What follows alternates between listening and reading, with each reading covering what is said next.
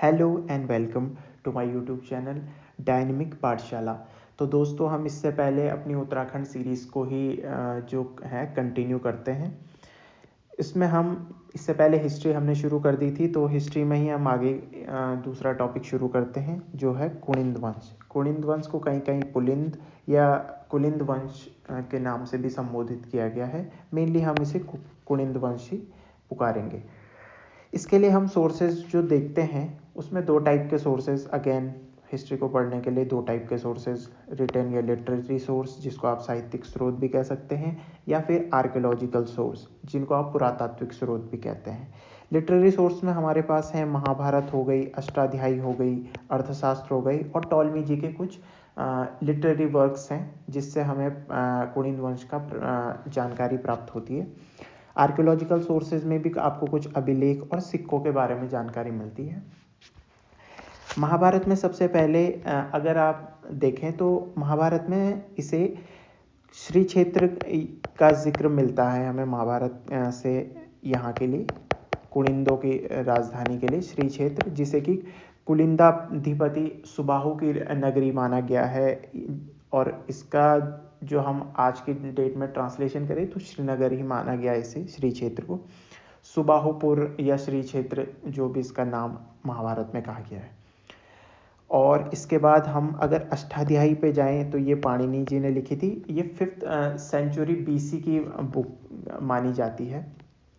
अर्थशास्त्र आपको पता ही है 2 और 3 AD के बीच में जो आपको चाणक्य जी ने ये लिखी थी। ये इनकी पॉलिटिकल पॉलिसीज़ के ऊपर ये बुक थी। और टॉलमी जी जो कि 180 के आसपास के एक राइटर रहे, उनके द्वारा जो कमेंट्री की गई है। महाभारत में जो है कुलिंदों की राजधानी को श्रीनगर बताया गया है। द्विज जो टर्म है वो महाभारत में ही कुलिंदों के लिए प्रयोग किया गया है। अष्टाध्यायी में भी कुलिंदों को जो है उल्लेख बताया गया है, जिनकी तुलना कौंदोप्रत से भी की गई है अष्टाध्यायी में, पाणिनि जी के अष्टाध्यायी में। पाणिनि जी की अष्टाध्यायी जो कि संस्कृत लैंग्वेज के लिए ग्रामर टेक्स्ट का कार्य करती है, उसी में इनका जिक्र है। अब अर्थशास्त्र जो कि चाणक्य जी की बुक है, जो मौर्य के टाइम की बुक मानी जा सकती है या मानी जा सकती है। तो कुनिंदों को कुलिंदोपश्य इसमें संबोधित किया गया है। कुलिंदों की राजधानी इसमें इस अर्थशास्त्र में कालकूट कालसी को बताया गया है। और भी कुछ सोर्सेज हैं जिसमें जो ब्रॉड तौर पे उत्तराखंड की जो लोकेशन है या उसको जो टर्म दी गई है वो कुछ इस प्रकार है कि ऐत्रेय ब्राह्मण में आपको उत्तर कुरु शब्द का उत्तराखंड के लिए संबोधन मिल जाएगा।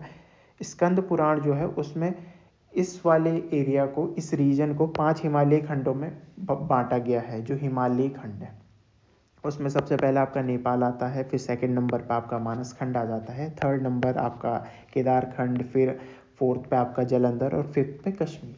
अब जो हमें मेन फोकस करना है वो है मानस खंड और केदार खंड पे। जो मानस खंड है वो नंदा देवी टू कालगिरी जो कुमाऊं में एक रीजन है उस वाले एरिया के विस्तार को बताया गया है। और जो केदार खंड है वो हम आमतौर पर मानते हैं कि हरिद्वार से हिमालयास के बीच के जो विस्तार को बताया गया है। जो बाकी अभिलेख हैं, अभिलेख इसमें मेन है मथुरा और भरूच के अभिलेख। ये शुंग डायनेस्टी के पीरियड के टाइम पे माना जाता है कि पुष्यमुत शुंग के टाइम के ये अभिलेख रहे होंगे। बाकी एक कालसी का अभिलेख आपको मिलता है जिसमें सम्राट अशोक जी के बारे में चर्चा है। तो इसी में कुलिंदों के बारे में, कुनिंदों के बारे में भी आपको डिस्क्रिप्शन देखने को मिल जाता है। इसके बाद अब ये हमने आर्कियोलॉजिकल सोर्सेज अभिलेख देख लिए। अब इसके बाद कॉइन्स जो आर्कियोलॉजिकल दूसरे सोर्सेज हैं, इसमें 3 प्रकार की मुद्राएं जो ज़्यादा इंपॉर्टेंट है, जो एग्जाम की दृष्टि से भी ज़्यादा इंपॉर्टेंट है। उसमें पहले आती है अल्मोड़ा प्रकार की मुद्राएं, फिर आती है अमोघभूति प्रकार की मुद्राएं और तीसरी है छत्तीसगढ़ प्रकार की मुद्राएं। आप इनकी इमेजेस देख सकते हैं, इनमें क्या क्या इमेजेस में बताया गया है, इसी का डिस्क्रिप्शन आपको नीचे मैं बता देता हूँ। मेनली ये तांबे की जो अल्मोड़ा प्रकार की मुद्राएं हैं वो तांबे की मुद्राएं हैं। इनको ही ओल्डेस्ट माना गया है। जो सर्वाधिक प्राचीनतम जो भी कुनिंदों की मुद्राएं हैं वो इन्हीं को माना गया है, अल्मोड़ा प्रकार की मुद्राओं को। इसमें एक साइड पे जो है राजा का नाम और एक साइड पे राज्य का नाम, दो साइड पे अलग अलग, या राजा का नाम और एक साइड पे राज्य और राजा का नाम। लिपि जो है इसकी ब्राह्मी थी और इस पे हल्का हल्का हमें यूनानी प्रभाव देखने को मिलता है इन वाली मुद्राओं पे। जो सेकंड मुद्राएं हैं, अमोघ भूति प्रकार की मुद्राएं, ये थोड़ा क्वालिटी रिच, क्योंकि ये थोड़ा लेटर पीरियड की रही होंगी तो इसमें क्वालिटी थोड़ा अच्छी की गई थी, जिसमें तांबा है और साथ साथ चांदी भी है। इसमें भी दो साइड पे, एक जगह पे राज्य का नाम, एक जगह पे राजा का नाम प्लस उसकी उपाधि, कि वो राजा तो है पर उसकी क्या उपाधि है वो भी इसमें संबोधित की गई है, या इसमें अंकित की गई थी।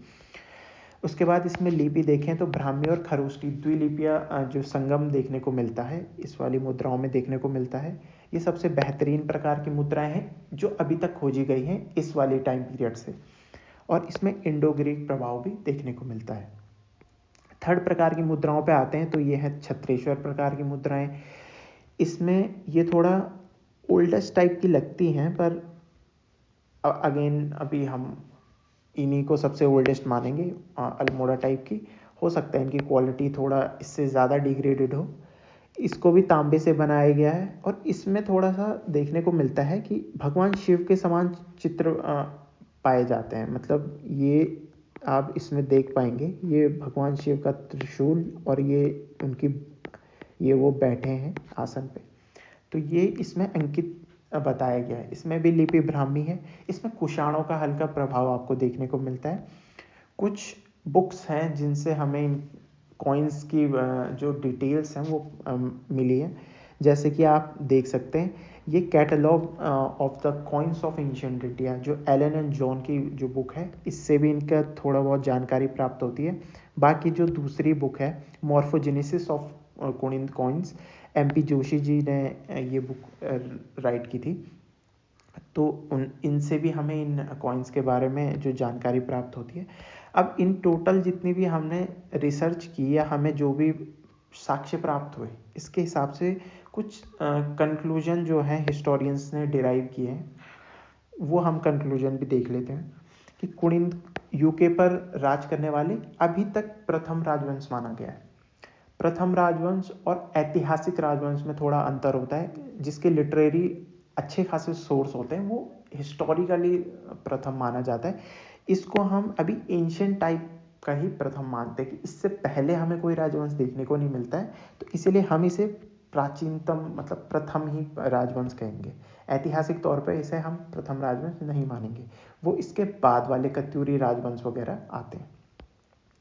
राजधानी परिवर्तनशील हमें इससे पता चलता है जो भी नॉलेज प्राप्त हुई है। जैसे पहले महाभारत काल में हमें श्रीनगर का जिक्र मिलता है, मौर्य काल में हमें कालसी का जिक्र मिलता है, और मौर्योत्तर काल में हमें शत्रुघ्न नगर का जिक्र मिलता है। कुणिंदों का जो मुख्य व्यवसाय हमें जो जानकारी प्राप्त हुई है वो व्यापार प्रधान, यानी कि ट्रेड वगैरह पे ज़्यादा फोकस करते थे, उनका मुख्य व्यवसाय वही था। ये इनके जो अलग अलग या तो आर्कियोलॉजिकल आर्टिफैक्ट्स हैं या फिर जो भी हमें लिटरेरी सोर्स मिलते हैं, उसमें ये कुछ आपका ये सूर्य के चित्र और या स्वास्तिक का चित्र जो भी हो गया, ये मिले हैं। इससे पता चलता है कि ये प्रकृति पूजक रहे होंगे। प्रकृति की पूजा अगेन उस टाइम पे कृषि वगैरह होती रही होगी, तो प्रकृति पहले के लोग थोड़ा नेचर से ज़्यादा क्लोज रिलेट कर पाते थे, स्पिरिचुअल लेवल पे भी और आपके नेचर के लेवल पे भी, और थोड़ा इकोनॉमिकल लेवल पे भी। थोड़ा जो इन्वायरमेंट था या आपका नेचर से थोड़ा रिलेट कर पाते थे। कुछ राजाओं के नाम जो हमें अभी प्राप्त हुए हैं जो इसी टाइम पीरियड के या कुणिंदों के राजा के बताए गए हैं, तो उनमें से कुछ ये नाम मैंने यहाँ पे आपको लिस्ट दे दी है, आप इसको देख सकते हैं। Thank you, have a nice day. हम इससे आगे और आगे के टॉपिक और कवर करेंगे कल से। Thank you.